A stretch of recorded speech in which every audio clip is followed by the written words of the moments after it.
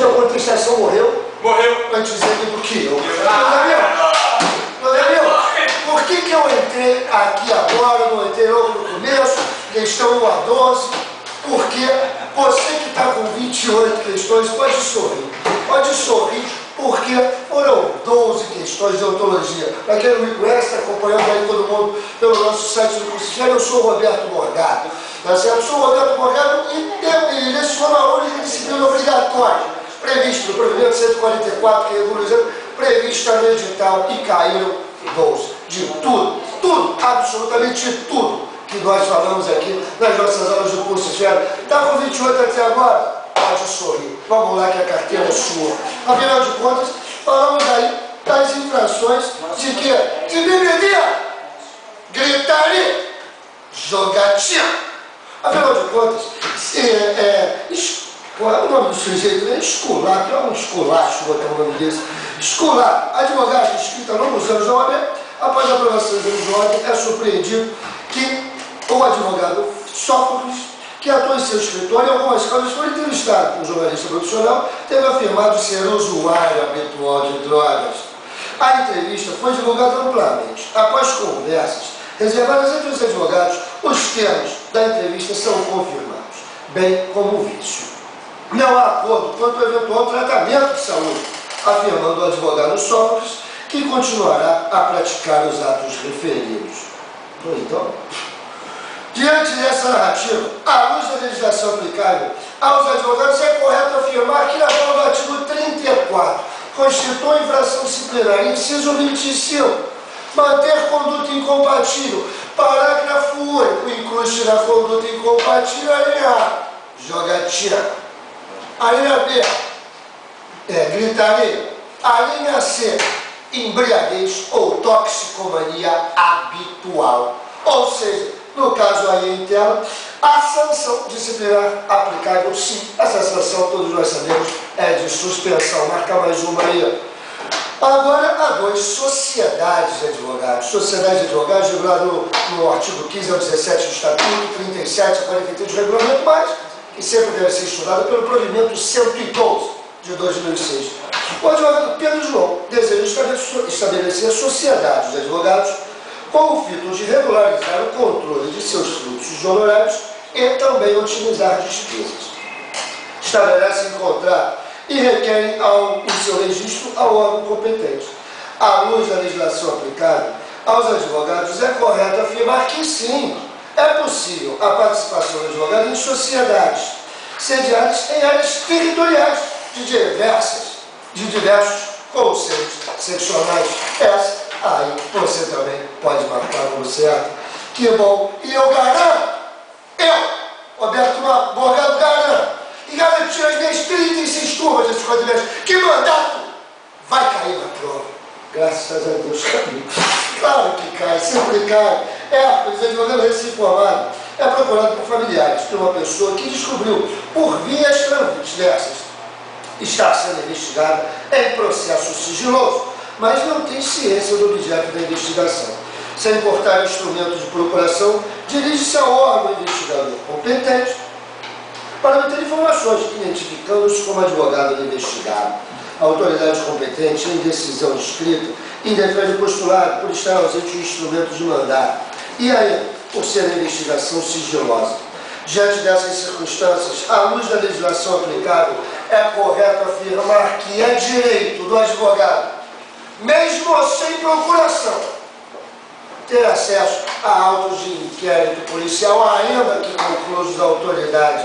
Ora, nesse caso daí, só pode ser a alternativa que diz que o processo sigiloso é acessível ao advogado, portanto, instrumento de mandato. Mandato cai. Meus amigos, a 4 também é para fazer você sorrir. Sigilo profissional. Aqueles 3 artigos do Código de Ética. Artigo 25, 26 e 27. Olha, o advogado Walter recebe correspondência eletrônica relatando fatos que o seu cliente apresentou como importantes para constar em processo judicial a ser iniciado. Expressamente, em outra mensagem também eletrônica, autorizou a utilização das informações das peças judiciais. Proposta a ação, os fatos foram publicados. vindo o cliente a se arrepender da autorização dada. Com isso, busca reverter a situação por ele criar, diante da informação de que, uma vez nos autos processuais, não poderia haver retirada das petições apresentadas ameaça o profissional com a futura representação disciplinar. O cliente não negou ter autorizado a utilização das informações. Meus amigos, as informações dadas pelo cliente podem ser utilizadas pelo advogado nos limites da defesa. É o que prevê o artigo 27 do Código de Ética e Disciplina. Ora, ao advogado, sim, é permitida a divulgação de confidência com a autorização do cliente. A questão 5 fala sobre aquele ser iluminado, o estagiário. E o estagiário até nisso dá problema. Porque o professor Fábio estava dizendo, se você ficou muito, você não ficou com 39, não. Tenho certeza, você, aluno do curso de Esfera, está aí rindo à toa. A essa altura eu entrei aqui no meio porque eu disse, deixe que eu seja o portador dessa comunicação de aprovação da primeira fase. Tá certo? Foram 12, foram muito fáceis, tudo que a gente abordou, mas essa do estagiário, no meu entender, é passível até mesmo de recurso. Preste atenção, porque Juvenal, o estagiário, cara de pau, ele está regularmente inscrito no quadro da OAB. E, indicado como tal, ele retira do cartório autos de processo, deixando de devolvê-los. Olha, preste atenção, porque ele foi regularmente intimado. Mantenha a sua inércia em termos e em termos disciplinares, é correto afirmar. Meus amigos, no que diz respeito a infrações disciplinares, nós temos no artigo 34 da Constituição Infração Disciplinar, inciso 29, praticar o estagiário ato excedente à sua habilitação. A retirada de autos, sabemos, não é ato excedente. Afinal de contas, no artigo 29, parágrafo 1º do regulamento geral, existem 3 parágrafos maneiríssimos que o estagiário pode praticar isoladamente. São elas: obter junto às escrivães certidões, assinar petições de juntada e retirar e devolver autos em cartório assinando a respectiva carta. Olha, meus amigos, ele estava regularmente nos autos, ele foi intimado a devolver, intimação no máximo, então vai ter uma infração de desobediência. Meus amigos, nesse caso, daí, tá certo? Eu encontro 2 alternativas, mas a mais correta é que não há diferença na atuação do estagiário e do advogado para efeito de sanções disciplinares. Se houvesse nessa redação o examinador colocado sanção disciplinar, ao invés de sanções disciplinares, com certeza seria essa correta. Mas, nesse caso, ele colocou sanções. Existe alguma diferença? Sim, a suspensão preventiva não pode ser aplicada ao estagiário, por exemplo. Então, nesse caso, nós estamos. O advogado responsável pelo estagiário é o destinatário das sanções nesse caso, mas a mais correta, a mais adequada, sem sombra de dúvida, é que não há diferença na atuação do estagiário e do advogado para efeito de sanção, nesse caso, disciplinar. O estagiário sempre causando problemas. O artigo 6 é uma beleza, diz sobre direitos dos advogados. Prisão do advogado, do advogado, é surpreendido ao praticar um crime inafiançável, sendo preso em flagrante pela autoridade policial. A OAB comunicada e por meio de membro da Comissão de Prerrogativas, acorre advogado ao local onde estão sendo realizados os trâmites procedimentais.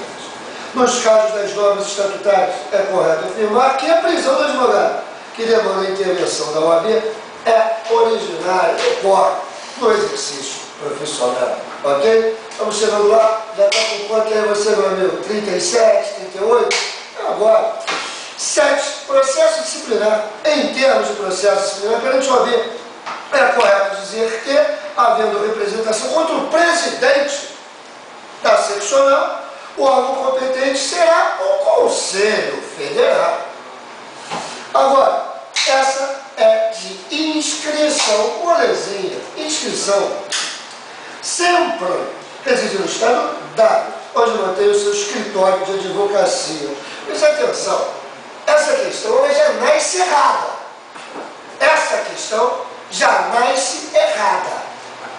Semprônio mantém o seu escritório de advocacia, mas ele requer ele já mantém o escritório e ele requer a sua inscrição. Ele está o quê? Praticando exercício legal da profissão, para início de conversa. Se ele mantém seu escritório no estado dado, não pode manter, porque ele não tem inscrição, e ele requer a sua inscrição no estado K, onde, em alguns casos, pretende estabelecer domicílio. Em alguns anos, pretende estabelecer domicílio. No concernente ao tema, à luz das normas estatutárias, é correto afirmar, não aplicará ao caso, é correto afirmar em inscrição que a inscrição principal está subordinada ao domicílio profissional do advogado. Isso porque, na dúvida, estabelece o residencial, tá certo? Então, nesse caso daí, ela está correta no que diz respeito à inscrição, porque ao caso interno, é errado esse enunciado. Você não pode manter escritório de advocacia, se ele vai requerer a sua inscrição principal. Mas a alternativa é essa, que a inscrição principal está subordinada ao domicílio profissional do advogado. Meus amigos, honorários, vamos falar de dinheiro, vamos falar do artigo 25, que a prescrição para a cobrança de honorários tem como termo inicial consoante as normas estatutárias, entre outras, a data da revogação do mandato. Meu amigo, não desliga ainda não. Não desliga ainda não. Eu sei que você já foi aprovado. Depois de mim, minha querida professora Maria Inês Gerardo, falando aí de direito e processo de trabalho. Não desliga ainda não. Eu sei que você já passou, mas acompanhe. Vai tirar onda com os amigos. Você era do curso de espera. Você fez pra lá de 60. Vamos lá. Vamos falar agora de o quê? Incompatibilidade e impedimento. Vamos falar daquele método que eu criei, que eu ensino para os meus alunos do curso de espera, o método dos 3 passos. Porque Caio é senador da República. E ele é escolhido para compor a mesa do referido órgão. Como advogado regularmente inscrito, ele pretende atuar em causa própria e realiza consulta nesse sentido a ver. Você realiza consulta não, ô senador. Afinal de contas, a incompatibilidade, ela existe mesmo em causa própria, inciso 1, dos chefes do Poder Executivo e membros da mesa do Legislativo. Ou, no caso dos senadores, deputados, vereadores, no caso do artigo 30, inciso 2, é impedido para exercer a advocacia, né, os membros do Poder Legislativo, em seus diferentes níveis, contra ou a favor, pessoas jurídicas de direito público, empresas públicas, sociedades de economia mista, paraestatais e ainda particulares, se concessionários ou permissionários de serviço público. Mas o senador Caio compõe a mesa, ele não está no plenário, ele está na mesa. Então, não é possível, pois é caso de incompatibilidade, mesmo em causa própria. A 11 diz ainda também sobre incompatibilidade e impedimento, aquela exceção do parágrafo único do artigo 30. Caio, professor vinculado à Universidade Federal, ministrando aulas no curso de Direito, resolve atuar em causa própria, pleiteando benefícios tributários em face da União Federal. Nos termos do Estatuto, é correto afirmar que essa é uma situação peculiar. Todo servidor público é no mínimo impedido. Mas, a favor do parágrafo único, os docentes de curso jurídico, ou seja, não se inclui nessa hipótese do artigo 30, inciso 1, os docentes de cursos jurídicos, então ele vai poder atuar contra a fazenda do remunerado. Então, a resposta é que a situação é peculiar e permite o exercício da advocacia, mesmo com entidade vinculada. Essa é a minha última questão 12. Né? Eu estava contando com 2 de direitos humanos, com 10 de deontologia, não, caíram 12 de deontologia, e ainda 2 do professor Hélio, que aí também com certeza marcaram bem. Meus amigos, médico aceita defender o cliente. Após ampla pesquisa, verifica que a legislação ordinária não acolhe a pretensão dele.